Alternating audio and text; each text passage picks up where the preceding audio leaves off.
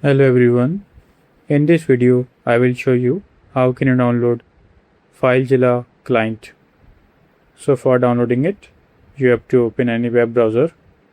So let me open here Google Chrome. Now search here for the FileZilla.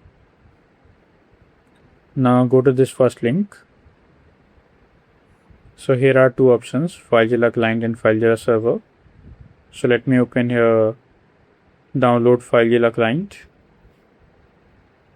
So here is the option download FileZilla Client. Now click on it. So here are some additions. So let me select the free one. Click on download. So as you can see here, downloading has been started. So let's wait till the downloading ends, and then I will show you how can you install it on your computer. So as you can see here, the downloading has been completed. Now double click it to launch it. So if any pop-up shows on your screen, click on yes. Now click on I agree.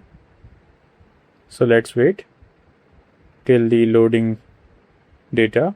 This can take a brief moment. So now click on accept.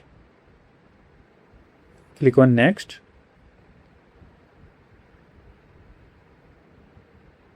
Again click on next.